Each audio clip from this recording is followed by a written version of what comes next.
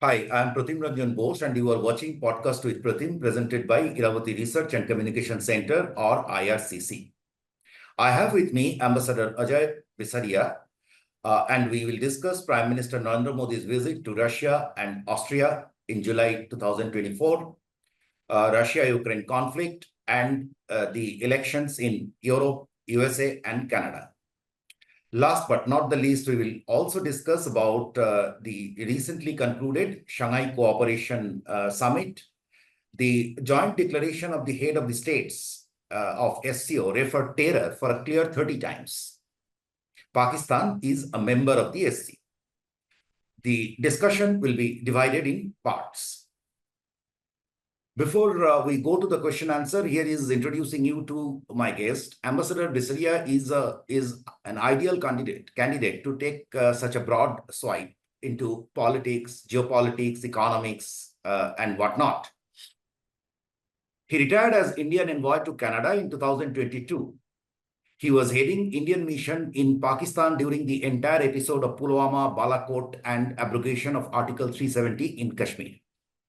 Ambassador has wide-ranging exposures. He is an MBA in Finance and Marketing from IIM Calcutta and a master's degree holder in Public Policy from Princeton University. He represented the country in World Bank and worked in embassies in Berlin and Moscow. He was a key aide to Prime Minister Vajpayee, and he is a storehouse of knowledge on Eurasia and Central Asia. Welcome to you at my show, sir. Very good to see you, Pratim ji. Good to be here. Sir, let me first go straight to Austria, where the Indian PM visited after 41 years. And he's the third PM to visit after Jawaharlal Nehru and Indira Gandhi. The question is why? From the joint statement, I can see two specific triggers: trade and investment, and geopolitics involving Ukraine-Russia. The Prime Minister went to Vienna from Moscow. How significant was that? Over to you, sir. Thank you. And, I think there was the visit to Russia, which was well covered and got a great deal of global interest, and that was an important visit. And normally, I think the Prime Minister likes to combine one or two or three countries with pending visits. And Austria was a country, as you mentioned, where no Prime Minister had been for 41 years. So I would say, as with Russia, so with Austria, there was a mix of geopolitical interests as well as economic bilateral interests. Now, Austria is an important, European country, and there was a good deal of conversation on bilateral issues, on investments. Austria also hosts the International Atomic Energy Agency, so it has some heft, and it has a positioning a little different from other countries in Europe. So I think what was, to me, the most significant conversation coming out of Austria was the one on Russia and Ukraine, because this is a country which is in Europe, yet a little removed from the current hot war that is going on in Ukraine. And the conversation was, again, on similar lines as the Prime Minister had in Moscow, about the war, about the need for dialogue and diplomacy. Austria also has traditionally been a country which has promoted dialogue and diplomacy. And so there was a convergence of views on that issue that, rather than prolonging the war, it was important to take a path of diplomacy and dialogue. So I think it was a coincidence of scheduling convenience. The other European members happened to be at the NATO summit in Washington, D.C. And so there was an availability of Austria. And there was also this long pending visit, in a sense, and therefore also geopolitical and bilateral interests. For viewers, let me add that Austria is not a NATO member, though it's a part of EU, and it has, as part of the EU, it is maintaining, it is of course, against or in favor of Ukraine in the conflict, but it is, the Chancellor has been advising or warning against escalation of the war. Insofar as India-Austria is concerned, our trade has doubled. India's export to Austria has doubled in last 5 years.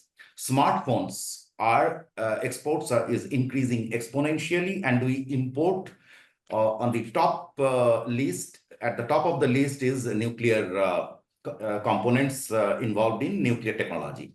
Sir, you mentioned about it. Now, how is there an upside to the business? I mean, before we move to geopolitics, just is there any upside to business in India, Australia? Because their trade is very big, $450 billion. That's right. And, you mentioned, for instance, electronics exports. Austria is a relatively small country, and yet the heft it has in terms of the investment capacities and the trade, I think that is essentially what the visit was about, or at least that was a significant part of the conversation. So I think the Austrian, as with most relationships in Europe, what India looks at is the trade factor, the investment factor, and surely one of the pieces of conversation that the Prime Minister would have is the plans for the Indian economy in the coming 2 decades, which certainly are going to prove very attractive to investors. So there could be a conversation early in the Modi 3.0 tenure with a potential investor on the kind of reforms that India will roll out very soon in the third term. Okay. The Prime Minister also in the joint declaration, I found the mention of IMEC. Is there any significance? Because Austria is a landlocked country. Any significance? Well, it is a major connectivity gambit coming out of India. It is, or something that was talked about in the G20 as well. It connects the Middle East and Europe and Asia, particularly India. So I think it's worth having that conversation with all Europeans, because it is essentially about connectivity with Europe. So I think that would be the context of the conversation. Okay.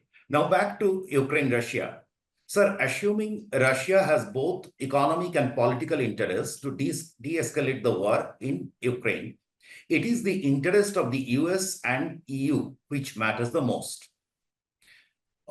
It is widely expected that Donald Trump, if he comes back to power, may not like to continue with the war. You also wrote about it or mentioned about it. But what if President Biden returns to power? The EU has taken a very extreme position in this case. Will they soften stance? Will the surge of right-wing politics in Europe be of any help to de-escalate the Ukraine-Russia conflict? Over to you, sir. I think let's talk of 2 or 3 different things that you've raised. One, I think the rise of right-wing politics in Europe is, to me, a bit of an exaggerated notion.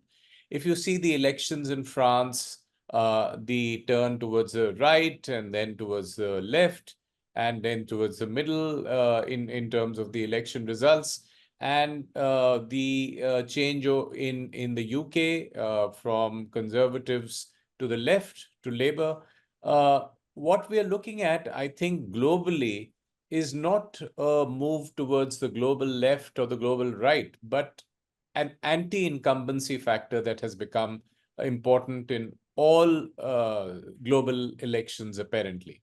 Including a bit in India. We saw a bit of that phenomenon with a reduced majority for the BJP. We've seen that process, I think, in the US, also where President Biden I think if there was any other candidate than President Trump, there would have been a clear anti-incumbency, towards the Republicans.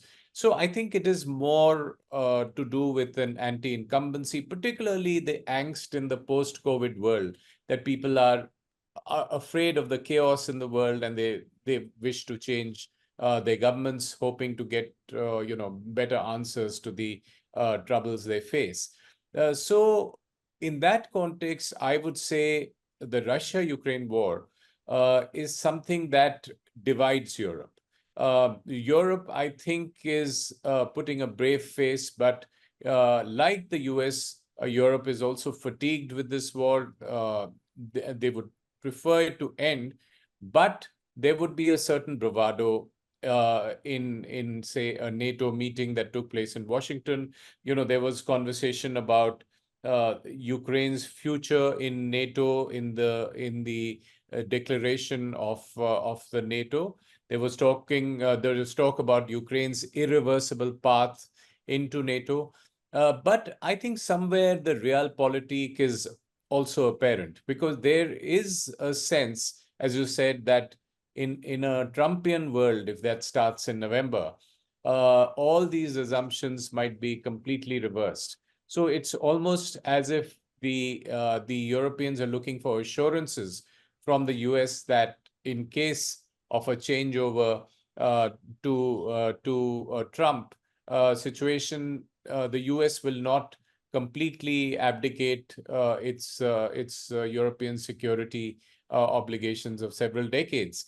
So I think what we have is a situation which is in essence different from the rhetoric. So the rhetoric is certainly that we want to be part of the European, that the war must be prolonged.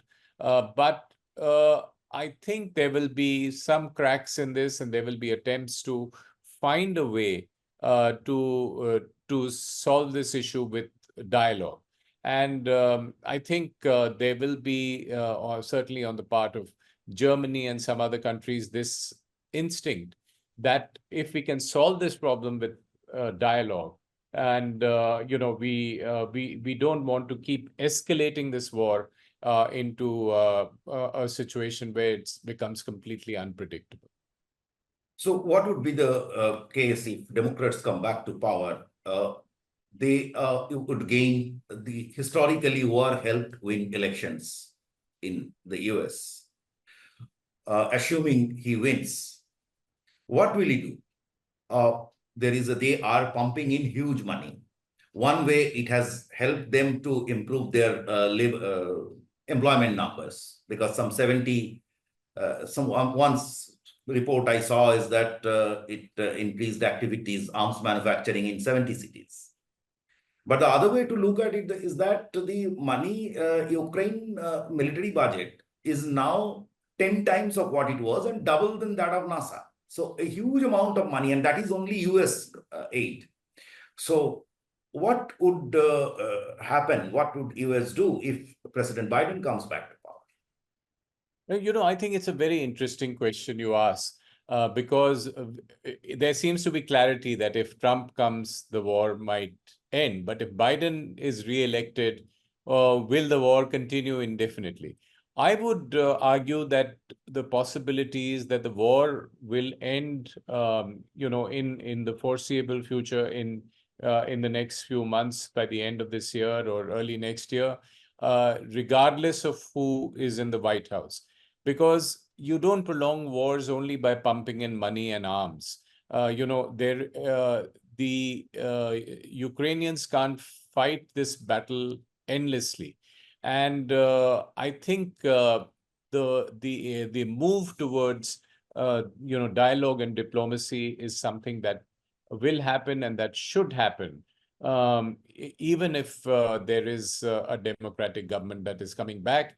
I think what we are seeing at this point is rhetoric to reassure the Europeans that the US is part of NATO, and that the disruption that is expected in a Trump situation is not a given. Okay. Just a quick question here. assuming that it is, everyone de-escalates, everyone just climbs down from their position. Now, the West made two cardinal offenses from the view of global South or whosoever it is that one, they confiscated, by confiscating this Russian assets, the Reserve Bank assets. So that led to this whole rush for de-dollarization and moving away the gold reserves and everything. So, and of course, the kind of overall, it has broken a very golden line of trust in the world. Fine, they were running the system, they were in control of the system, but there was some trust. That trust is broken now. So do you expect this, what would be the impact of the Ukraine-Russia war? Fine, it is de-escalated, but what would be the impact on the world economy? I think the impact is serious. As you mentioned, two of the factors. One, the trust of a country which has its reserves in the global economic system or in Western systems, Western banks.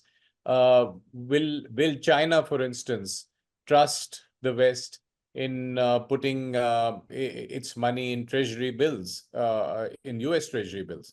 So I think that certainly is an issue that is important. Also, if you're integrating countries into the Western system, suddenly to expel them from that system means that countries would worry. And therefore, this whole process of looking at alternative currencies, de-dollarization, and so on, is also something that we are looking at. But I think an important question we must ask is, what are the lessons China is drawing from this war? Is China comfortable about this war? Is it looking at a possible invasion of Taiwan and saying that, look, Russia got away with it, I might too? Or is it drawing the opposite lesson? That, look, Russia did this, it had the full weight of Western sanctions on it. It's all its reserves, central bank reserves of more than $300 billion are frozen. If that happens and that kind of sanctions are imposed on the Chinese, $4 trillion of treasury bills and treasuries, will they be frozen? So I think the impact on the global financial system is huge. Their countries will look at alternative ways of dealing with this, but there are many other unpredictable consequences of this. Are we moving geopolitically into a world which is again forming blocks? Is the Russia being pushed deep into the embrace of China? Is there a Chinese attempt to form a bloc, including North Korea, Iran, and a kind of non-Western bloc that challenges the Western bloc? From India's point of view, that would be a terrible world in which, again, you have two different blocs fighting each other, because, it is our interest, and India looks at a world that should be multipolar, with India as an aspiring pole, which becomes a rule maker instead of just a rule taker. So I think you're right. This war has destabilized the situation, not just in Europe, but globally. And countries are looking at better solutions in the global order in order to deal with this new reality. I think to bring back trust, the entire UN system has to undergo a restructuring. Otherwise, there will not be trust. I mean, if US confiscates Chinese assets or whatever, that's dangerous. I mean, absolutely. This UN-led, UN-defined, US-led liberal international order is already been questioned in multiple ways, because the UN system has been very poor at trying to ensure peace and stability.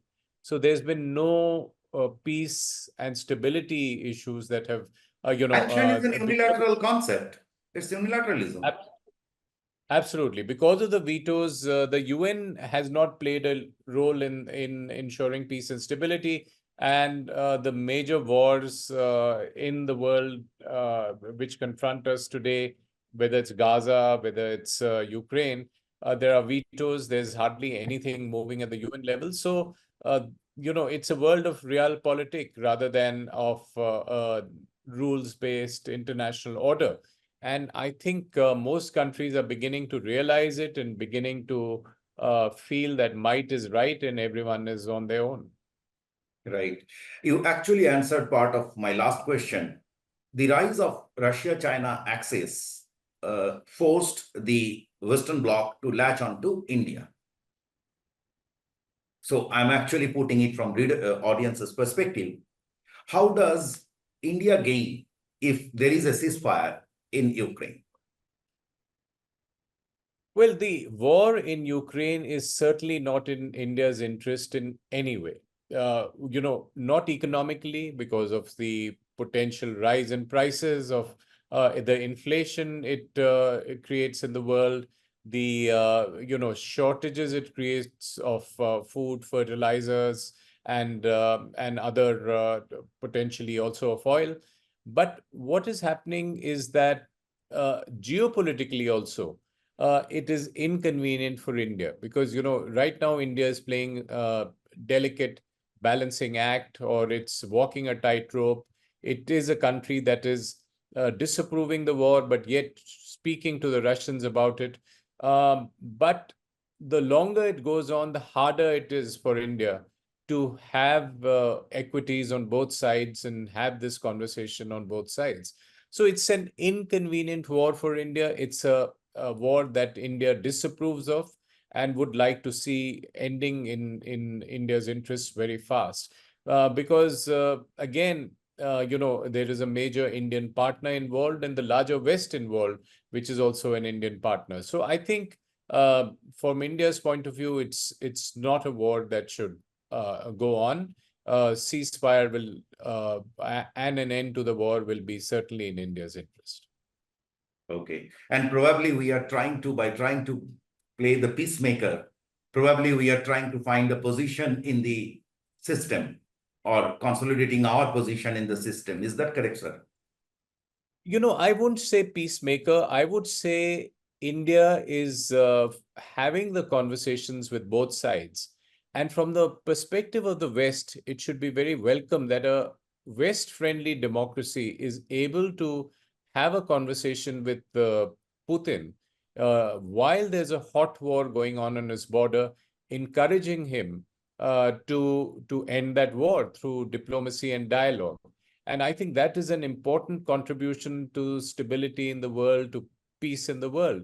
And what India has said is that, we are willing to play a role. So the peacemaking role or peace facilitation role comes in only when both parties request a country to do it. But my own feeling is that India should be prepared if that request comes from both sides. But in any case, India nudging both partners or encouraging them both to get on to dialogue and diplomacy is a contribution to stability, if not to peacemaking. Right. Thank you, sir. Thank you so much. Thank you.